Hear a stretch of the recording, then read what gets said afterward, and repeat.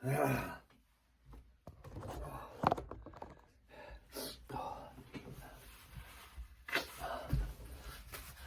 we go, back again with another match day preview. Shite, left me paperwork downstairs.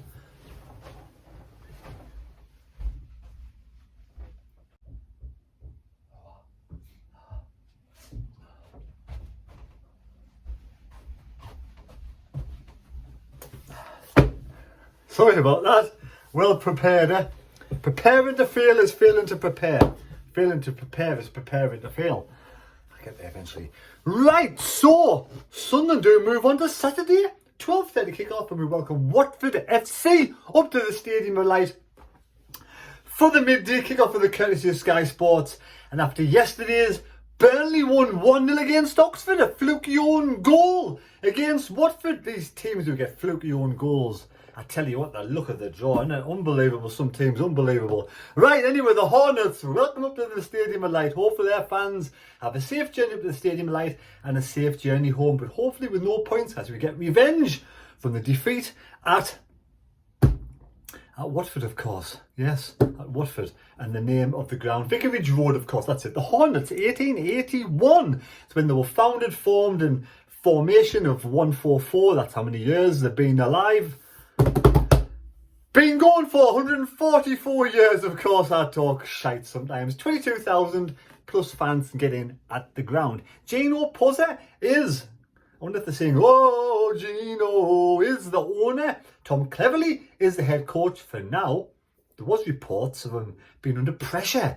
Now, if Sunderland do smash Watford, would there be under pressure anymore? He's 35 years of age, a young head coach. I wish him all the best in his future. 137 games he played for them and scored 8 goals. I think he was a midfielder. Watford, right, as the head coach of Watford, he's been in charge of 43 games. He's won 16, he's drawn 10, and he's lost 17. That's the reason why he's under pressure for his latest run string of results. They're down in 15th place last season. That's where they finished 15th in the table last season. 1 place above Sunderland. Can you believe that? Right, look at the form of Watford of late. They lost to Norwich at home 1-0. They lost to Coventry 2-1 away. They lost to Preston 2-1 at home. 3 defeats on the bounce. They beat Derby away 2-0. They drew against Cardiff 1-1. They lost to Sheffield United 2-1. They lost to QPR 3-1. And they lost to Cardiff 2-1. So in the last 1, 2, 3, 4, 5, 6, 7, 8 games, they've only won 1 game. That is unbelievable. Poor form. They were right up there, weren't they? In the top 6. That's why they drifted down. Now, the table never lies. They're down in 12th place on 41 points. But look how close it is up to 5th. 5th's on 45. 12th's on 41. But then there's a massive 13-point gap between 5th place Blackburn and Sunderland in 4th in 61 points. 58 points, sorry, I wish. 58 points for Sunderland. Now 61 for Burnley, jump above Sheffield United on goal difference. 63 Leeds. Now I do believe Leeds play tonight. I think, I may be wrong, but I think Leeds do play tonight. Sheffield United play on Saturday because it's the FA Cup. Sheffield play on Saturday, the same as Sunderland. Sheffield play Portsmouth at home on Saturday. Now I do think they will beat Portsmouth, but it would be great if it could be a draw. Watford danger men. Well, Bayo was sent off last game, so he's not playing. Cambaye, 26 years of age, scored 12 goals in 97 games. Now, as we well know, we kind of take any game lightly in this league for the simple reason as we beat Middlesbrough 3-2. That kind of crazy game. We beat Sheffield United 2-1 at home, but then we can only draw against Plymouth. Saying that, Plymouth have gone on to beat West Brom at the weekend 2-1, come from a goal behind to win 2-1. So they have turned their form around since Shrek Rooney has left Home Park. So there we go, Watford at home at 12:30 on Saturday. Massive game. You know, and I think now, with getting that coup of Enzo in the side, that could be the little bit of oomph, a bit of quality we need now to really push on and stay with the top 3 and try and go for the top 2 this season. We're always going to be on the back foot. We're always going to be slightly behind at this moment in time. We've got to make sure we keep up there and keep the, you know, the pedal on the middle, the pressure on right behind the leaders, and hopefully they will slip up before we do. But like I said before, Sunderland, we don't make it easy for ourselves at home on Saturday. I'm going to go for a 3-1 home win. The form Watford's in, and the confidence that we have, never say die attitude. When we go behind, we tend to come back. You know, we did lose against Watford, like I said. I think it was 1-0? We lost to Watford to Vicarage Road. So that was when they were starting to come into run of form. The form is completely dipped. Now, the team news, you can see there, the team that we played against Middlesbrough, I can't see why we would make any changes. You know, yes, we've got this young lad in called Jayden Danns. He's gone in, back to Liverpool, he's injured. But for me, I think that's a sort of bad move. I can't imagine we'd be paying any money for that loan signing. But I can imagine if we took him on loan, he's injured, he's gone back, he comes back, the kind of, we sort of get on well with Liverpool that way. We may get some good players next season. Now, Danns might come here and play 2 or 3 games for Sunderland, and he may be sent on loan all next season to Sunderland. We just don't know what's in the pipeline, because he's a good, talented young, English player, 19 years of age, striker, kind of what we need. Isidor on fire for Sunderland. Isidor scored 9 goals, 10 goals, whatever it is. Absolutely amazing. Again, a brilliant signing. Enzo could be the class act as in, Wilson has turned out to be a bit of a class act as well, to be fair, isn't it?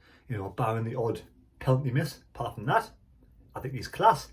And Enzo on the left, the skill, we saw leaving players for dead. He keeps nutmegging them, he does little turns and twists and flicks, and he leaves them like standing. And that last goal where he controlled the ball and ran with it, it was just, I think the skill of the lad is tremendous. Now, obviously, with Rennes to wherever he went to Roma for 23 million, the potential there, this young lad, is brilliant. Now, to get promoted and be obligated to buy him would be absolutely fantastic. And I think you can start to see now the skill and how the quality is starting to shine through. He's starting to get fitter and fitter. And imagine when Mundle and Watson come back, it will be like somebody alluded to, a new signing, 2 new signings, wouldn't it? That would free up Enzo to go into the middle. Then you could rest players and rotate the squad, because you've got 4 quality midfielders then. So Enzo in the middle there, with Mundle when he gets fit, or Watson down the left-hand side. And we got Meander and Roberts on the right. We could have hopefully, touch wood, a real good push to the end of the season. Right, so let me know your score predictions down below. There was one winner who got the correct score, 3-2, David Jones. You pulled that one out of your locker, didn't you? So there we go. Choose one of those shirts, David Jones.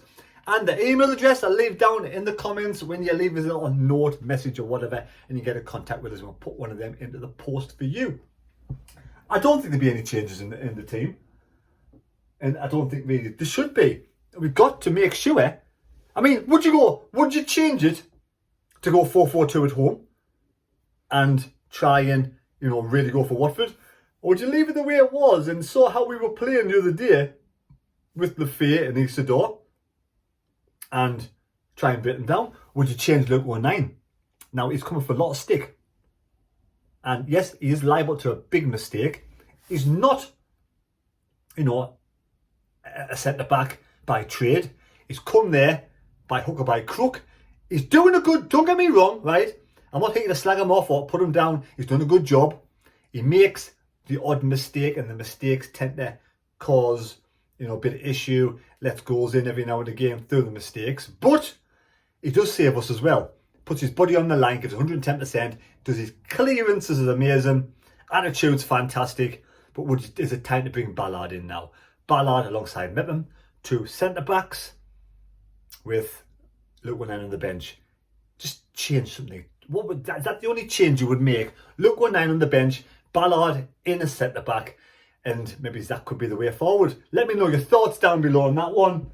Would you change any of those team members? And like I say, what an absolute signing Lafay and Isidor are. That could be the catalyst to push us now to go for promotion. We need teams above us to slip up, don't we? We really do. I kind of hope we want to. I hope they do.